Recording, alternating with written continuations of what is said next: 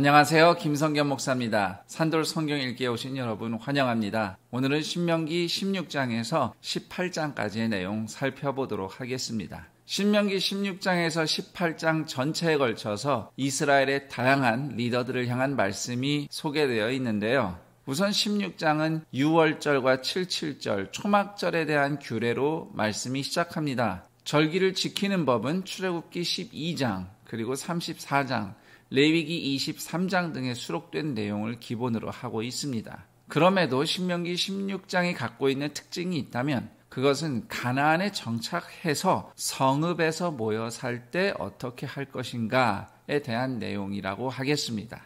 6월절은 5절에 보시면 각 성에서 드리지 말고, 또 6절 말씀, 하나님께서 자기의 이름을 두시려고 택한 곳, 즉 성막에서 지켜라, 이렇게 말씀하고 있습니다. 이 조항은 77절이나 초막절 모두 마찬가지입니다. 그런데 77절이나 초막절은 추수감사절 성격이 강합니다. 9절을 보시면 곡식의 낫을 대는 첫날부터 7주를 세어라. 자, 여기 곡식의 낫을 대는 첫날은 보리를 처음 수확하는 날입니다. 그때부터 7주 후에는 밀을 수확하게 되는데 이때가 바로 77절이 되겠습니다. 맥추절이라고도 하죠. 그리고 초막절은 밀과 보리 외에 각종 과수의 추수를 감사하는 절기입니다. 감사절이라 하면 하나님께 감사를 올릴 뿐만 아니라 사람들이 함께 누리는 잔치의 성격이 또한 있습니다. 그럴 때에 11절과 14절을 보시면 네 성중에 있는 레위인과 객과 고와 과부와 함께 모여 잔치하라. 이것이 이 절기에 대한 하나님의 말씀입니다. 절기에 이렇게 섬김을 강조한다는 것은 평소 성읍에서의 공동체 생활 중에 기업이 없는 레위인이나 나그네 고아 과부를 부양하는 일이 매우 중요하다는 것을 의미합니다. 그리고 18절 이하에 보시면 각 성의 재판장들과 지도자들의 책무가 소개되어 있습니다. 18절에 재판장이라는 단어가 나오는데 이게 히브리어로 쇼페트라는 말입니다. 이 똑같은 명칭이 왕정시대 이전의 이스라엘을 다스리던 지도자를 일컫는 말로 사용됩니다. 쇼페트, 사사가 되겠습니다. 물론 여기서 말하는 쇼페트는 그냥 마을마다 있는 재판장을 의미한다고 생각할 수 있어요. 기본적으로 사사라는 직책에는 이렇게 사람들 사이의 일을 판단하고 질서를 잡으며 다스리는 일이 포함되어 있다, 이렇게 이해하면 되겠습니다. 18절과 20절 사이 보시면 재판장들에게 공의롭게 판결할 것을 말씀하고 있습니다. 그리고 21절에서 22절에는 문득 아세라상과 주상을 세우지 말라, 이런 말씀이 나오는데 각 성읍의 재판장들이 돌봐야 할 사안 중에 이런 우상에 대한 내용도 있다는 것을 우리가 생각해 볼 수 있습니다. 참고로 아세라라고 하는 것은 가나안 종교에서 여신의 이름인데 보통 살아있는 나무나 또는 나무 기둥을 세워서 여신을 상징하고 그 앞에서 종교 행위를 하곤 했습니다. 주상이라 함은 돌로 세운 기둥인데요. 오늘날까지도 이스라엘에서 발굴된 이방 제단 앞에 이런 돌로 세운 기둥들이 발견되곤 합니다. 신명기 17장에서는 16장에 이어서 재판장들의 재판 절차에 대해서 이야기하고 있는데 여기서 주목할 대목은 6절입니다. 죽일 자를 2사람이나 3사람의 증언으로 죽일 것이요 한 사람의 증언으로는 죽이지 말 것이며, 다시 말해서 사형죄에 해당되는 죄인이 있더라도 증인이 2명 이상 확보되지 않으면 사형 판결을 내리지 말라는 뜻입니다.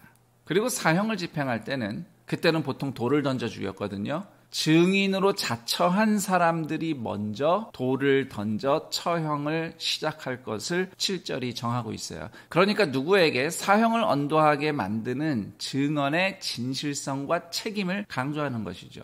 누구라도 헛되게 거짓 증언을 해서 사람이 억울하게 죽지 않게 하려는 의도가 담겨 있다고 하겠습니다. 그리고 14절 이하를 보시면 왕에 대한 규례가 나오는데 우선 14절 자체를 봤을 때 이스라엘의 왕정은 하나님께서 최선책으로 생각하신 게 아니라는 것을 우리가 좀 알 수 있어요. 왜냐하면 이 왕정이 이스라엘이 택할 수 있는 선택 중에 하나라고 소개되어 있기 때문이에요. 하나님이 먼저 왕을 세우라고 말씀하신 게 아니에요. 하지만 백성이 그렇게 필요하다고 생각한다면 하나님은 허락은 하시겠다는 것이 14절 15절의 의미입니다.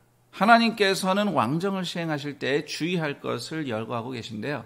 이것을 좀 종합해 보면 왕이 주인인 왕국을 만들지 마라. 대신 하나님의 대리인으로서 백성에게 봉사하는 것이 왕이라는 겁니다. 그래서 19절 20절을 보시면 이스라엘에서 왕이 세워지면 그 왕은 평생 율법을 옆에 두고 배워야 한다. 그리고 백성들 위에 교만하게 군림하지 마라. 이런 말씀들이 나옵니다. 그리고 18절을 보시면 왕은 레위 사람 제사장 앞에서 율법서 사본을 기록하라고 명시되어 있는데 제사장이 성막 제사만 관장하는 것이 아니라 율법을 가르치고 보존하는 직무를 맡았다는 것을 우리가 엿볼 수 있습니다. 종합해보자면 이스라엘은 왕이 다스리는 나라가 아니라 하나님의 율법과 제사장의 예배가 다스리는 나라여야 했던 것입니다.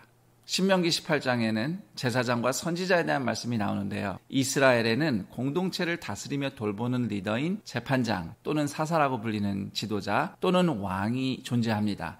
그 내용이 16, 17장에 나왔죠.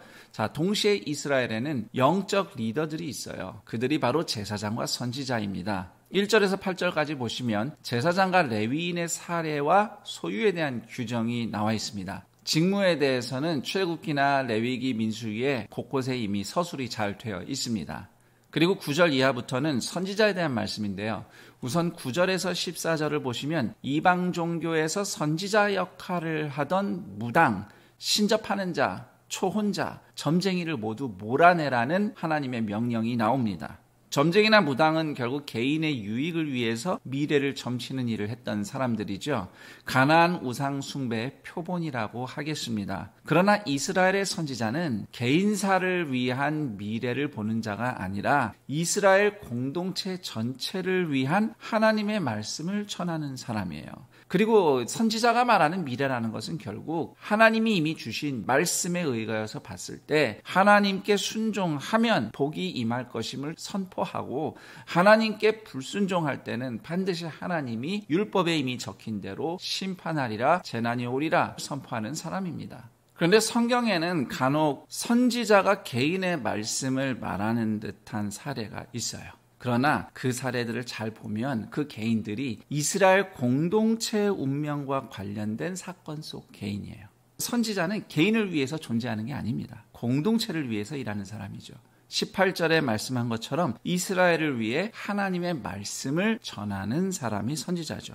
그리고 15절에 보시면 하나님께서 나와 같은 선지자 하나를 일으키시리라는 모세의 말에는 두 가지 의미가 담겨 있습니다. 우선 한 가지 의미는 앞으로 이스라엘의 역사 동안 왕과 재판장, 제사장 외에 선지자라는 리더를 계속해서 보내실 것이다. 이런 의미가 되겠습니다.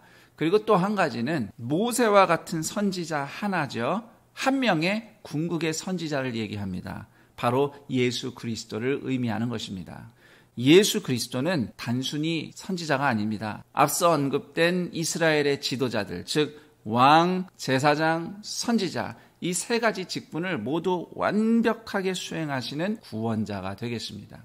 그리고 오늘 말씀에서 흥미로운 것은 22절인데 선지자의 말이 그대로 이루어지지 않으면 하나님이 보낸 사람이 아닌 줄 알라 이런 내용이 나옵니다. 그런데요 어떤 경우에는요 말한 대로 안 된 것이 더 좋은 경우가 있어요. 그 대표적인 사례가 요나의 예언이 되겠습니다. 요나가 니느웨 성 가서 이 성이 40일 안에 망할 것이다 이렇게 선포했거든요. 그런데 그 사람들이 다 회개하는 바람에 그 성에 재난이 임하지 않았습니다. 요나가 말한 대로 되지 않은 거죠. 그런데 이건 사실 감사한 일입니다. 어차피 재난이 오리라는 예언은 회개하고 하나님께 돌아오라는 메시지가 담겨 있는 예언이기 때문입니다. 자, 여기까지 신명기 16, 17, 18장 살펴봤습니다. 그럼 전 여기서 인사드리고 내일 그 다음 내용과 함께 여러분 다시 찾아뵙겠습니다. 감사합니다.